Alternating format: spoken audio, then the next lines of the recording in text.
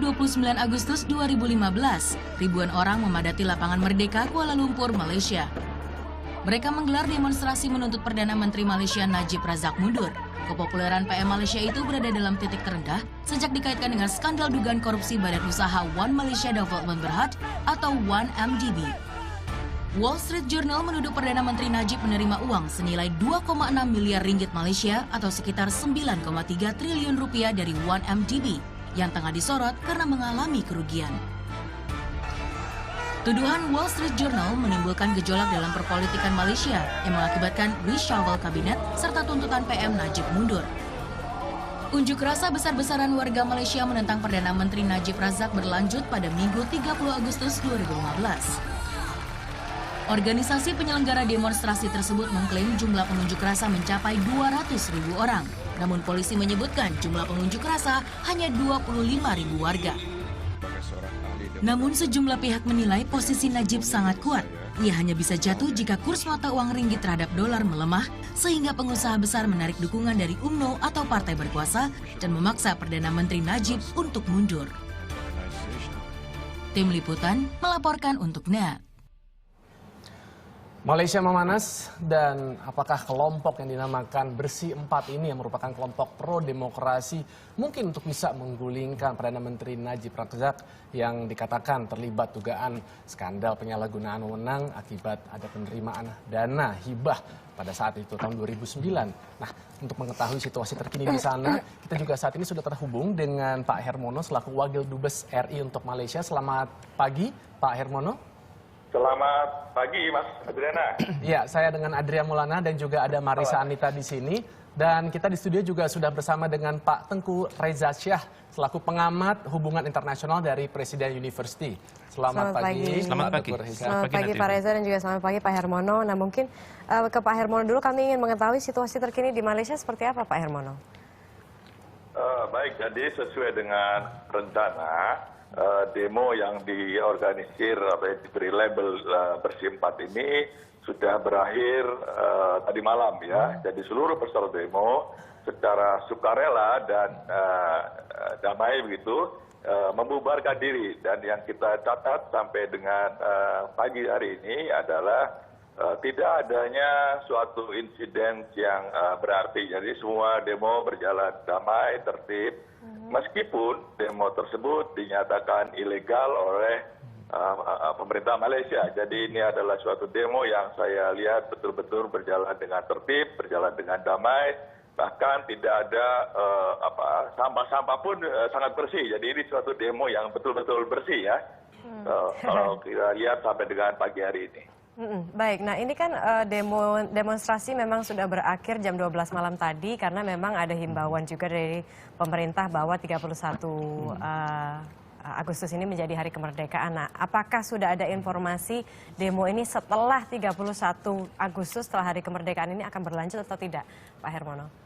Sejauh ini belum ada ya, jadi memang ini adalah demo yang sudah direncanakan hanya akan berakhir tadi malam itu saja. Jadi kedepannya akan seperti apa, saya kira ini masih terlalu dini untuk memutuskan. Meskipun pimpinan Bersih 4 menyatakan akan ada suatu rally lagi ke depan, tetapi ini masih belum pasti bentuknya seperti apa dan apakah memang betul-betul itu akan dilaksanakan ya. Jadi memang ini akan berakhir atau sementara ini berakhir sampai di sini saja. Bagaimana dengan warga negara Indonesia di sana, Pak Hermono? Apakah ada warga negara Indonesia yang ikut berunjuk rasa di sana? Sejauh ini tidak ada. Jadi memang sekitar seminggu sebelum D-Day atau demo itu dimulai, kita sudah memberikan pengumuman kepada masyarakat melalui berbagai macam media sosial, melalui website kita, melalui Facebook, dan juga melalui TV. Dan tentu saja juga kita memanfaatkan tokoh-tokoh masyarakat yang ada di sekitar Kuala Lumpur dan juga di negara bagian lainnya untuk tidak ikut dalam demo tersebut dan juga untuk tidak mengunjungi lokasi demo meskipun dia tidak berdemo. Artinya kita mengimbau mereka sudah nonton secara langsung lah ya. Dan alhamdulillah sampai dengan pagi ini tidak ada laporan adanya warga negara kita yang ditangkap. Memang kita menerima laporan ada 12 orang peserta demo di Malaka yang ditangkap, tetapi tidak ada yang warga negara Indonesia. Jadi saya kira ini masyarakat juga sangat patuh ya atas himbauan KBRI selama ini. Baik, lokasi-lokasi mana saja kira-kira yang harus diwaspadai, Pak Hermono? Jadi seperti sudah diumumkan oleh organizer dari demo tersebut, demo dilakukan di sekitaran Jalan Merdeka ya. Kemudian ada di Kucing, di Kota Kinabalu, dan juga di Melaka.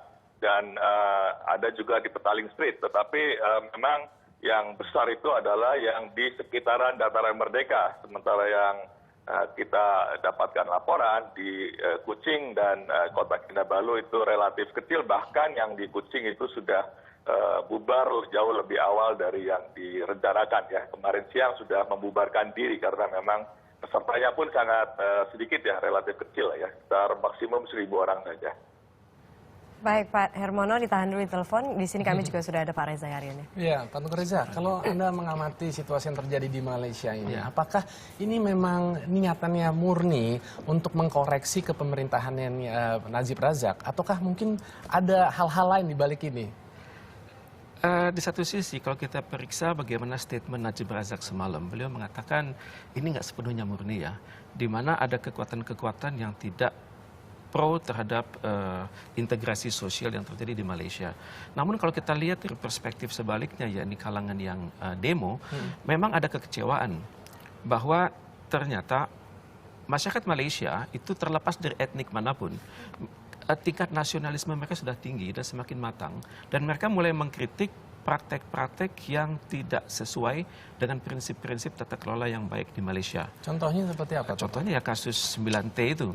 Dan memang masalahnya adalah Perdana Menteri Malaysia belum berhasil meyakinkan masyarakatnya bahwa ini adalah tuduhan yang keliru. Dan untuk itu memang terlihat dalam situasi gamang seperti ini penggalangan keamanan dari pihak Perdana Menteri sendiri belum optimal.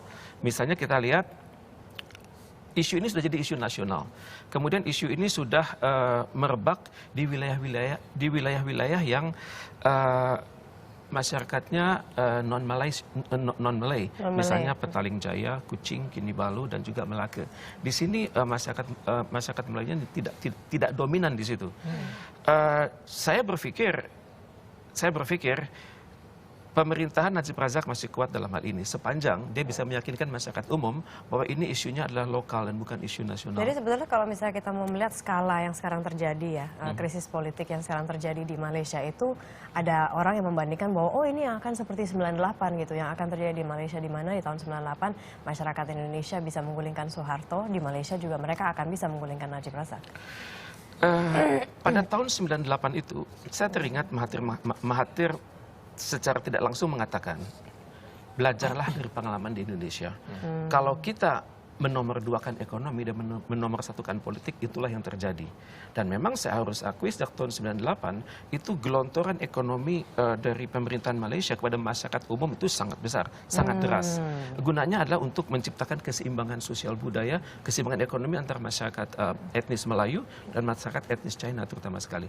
Sebelumnya pada era Dato' Hussein On, pada era Perdana Menteri pertama Tun Abdul Razak dan Tun Tengku Abdul Rahman, itu memang keseimbangan ekonomi itu sangat gapnya sangat tajam. Tapi pada masa Mahathir itu sudah mulai seimbang lewat konsep dia yang dikemukakan di bukunya Malay Dilemma itu. Dan memang pada saat Mahathir Mohamad, Melayu itu sudah cukup bahagia dengan tingkat pencapaian mereka, misalnya tingkat pencapaian ekonomi, tingkat kepemilikan dalam saham dalam negeri, dan juga dalam tingkat pencerahan orang-orang untuk sekolah ke luar negeri. Melayu sudah cukup puas. Tapi pada kondisi sekarang, semua etnis melihat ada masalah dalam good governance. Karena itu kita bisa lihat bagaimana tema-tema dari 4.0 Malaysia itu temanya adalah good governance kan. Misalnya pemerintahan yang bersih, kemudian pemilihan umum yang serentak dan juga bersih, kemudian pembangunan ekonomi, dan juga hak untuk bersuara. Hak bersuara ini yang merupakan titik lemah dari kelompok anti pemerintah saat ini. Karena ini adalah muatan Barat sebenarnya. Free speech kan. Dalam masyarakat Malaysia itu mereka menggunakan bicara itu lewat mekanisme parlemen. Jadi kebobolannya grup anti pemerintah ini memasukkan kata kunci kebebasan bersuara. Ini bukan kosakata Melayu. Maka dalam hemat saya untuk sementara waktu ini masih permainan tingkat kota dan belum bisa merambat ke wilayah-wilayah pesisir seperti Perlis, Kedah, Kelantan, Negeri Sembilan yang mayoritasnya masyarakat pertanian dan Muslim. Katakanlah ini sedang terjadi upaya demokrasi ataupun juga reformasi kita katakan di Malaysia. Nah, tapi adakah dampaknya kalau memang sekiranya Najib Razak ini akan mundur bagi Indonesia khususnya dalam bidang perekonomian kita mungkin? Ini merupakan suatu tes ya yang sangat berat bagi Najib Razak. Masih untung Najib Razak itu, di mana kelompok Anwar Ibrahim nggak ikutan. Kemudian Mahathir Mohamad juga tidak all out untuk mendukung kelompok. Meski sudah turun. Ya, walaupun sudah turun kurang dari 10 menit kan. Ini merupakan simbolik bagi kelompok anti Najib Razak. Istilahnya kalau kita nggak bisa meramal akhir ya, tapi kita bisa melihat ini merupakan suatu periode pemanasan bagi kelompok yang anti pemerintah. Tentunya dengan catatan mereka bisa menarik kelompok mayoritas secara umum. Kemudian mereka bisa melakukan pencerdasan kepada masyarakat pesisir yang selama ini barangkali belum optimal tingkat pertumbuhan ekonominya. Jadi kalau dua syarat ini tidak bisa dipenuhi oleh kelompok oposisi, maka dalam hemat saya Najib Razak tetap bertahan. Dan kalaupun Najib Razak harus turun, tentunya tidak semudah itu. Harus ada intervensi dari yang Datuk yang di Pertuan Agung untuk langsung memanggil Najib Razak. Ini saya belum melihat ada komentar dari yang di Pertuan Agung, belum ada. Oke. Jadi tampaknya masih safe Najib Razak. Masih safe Najib Razak ya. Nah, kami juga ingin mengkonfirmasi kepada Pak Hermono di sana, Pak. Pak, sebagai bagian dari ASEAN, apa kira-kira dampak ketidakstabilan politik Malaysia pada negara-negara ASEAN termasuk Indonesia? Saya kira apa yang terjadi 2 hari ini itu sama sekali tidak memberikan dampak yang sifatnya menciptakan instability dari Malaysia. Dan dalam kedudukan Malaysia sekarang sebagai ketua ASEAN sampai dengan akhir tahun ini, saya tidak melihat bahwa apa yang terjadi sekarang ini akan memberikan suatu dampak yang signifikan. Dan kita lihat juga bahwa kehidupan politik di Malaysia ke depan setelah demo ini saya kira juga akan kembali ke normal saja, ya, artinya back to business as usual. Mungkin yang akan terjadi seperti juga disampaikan oleh elit-elit partai berkuasa, partai UMNO dan Barisan Nasional, memang yang kelihatan sekarang ini adalah adanya konsolidasi politik dari dalam tubuh UMNO. Jadi kalau tadi ditanya apakah ini akan mempunyai dampak, saya kira saya tidak melihat ini akan memberikan dampak yang signifikan. Ya, karena memang ini sudah berakhir begitu saja untuk hari ini katakanlah ya, dalam waktu dekat ini. Jadi saya kira seperti ini yang saya lihat perkembangan dalam 2 hari terakhir ini. Nah, kalau misalnya bicara mengenai dampak, tadi Anda mengatakan bahwa tidak ada dampak yang signifikan. Nah, berarti tetap ada dampaknya. Kira-kira dampaknya apa yang sekarang ini? Dampaknya yang kelihatan sampai saat ini adalah lebih kepada konsolidasi UMNO ya. Memang diakui oleh elit UMNO sendiri bahwa sekarang ini ada perpecahan atau kerenggangan di antara pendukung PM Najib dan kelompok yang anti PM Najib ya. Tetapi apa yang terjadi dalam tubuh UMNO ini sendiri untuk saat ini saya tidak melihat akan berdampak secara nasional ya.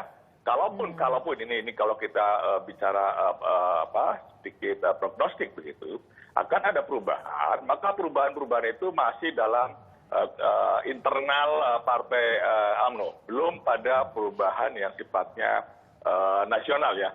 Memang sebagai partai berkuasa, perubahan UMNO bisa saja dia berdampak kepada konstelasi politik di Malaysia secara nasional. Tetapi dalam waktu dekat ini saya belum melihat adanya perubahan-perubahan yang signifikan ya, apalagi kalau tadi dikaitkan dengan stabilitas Asia Tenggara gitu ya. Saya masih sangat ribut lah ya kalau kita kaitkan ke sana.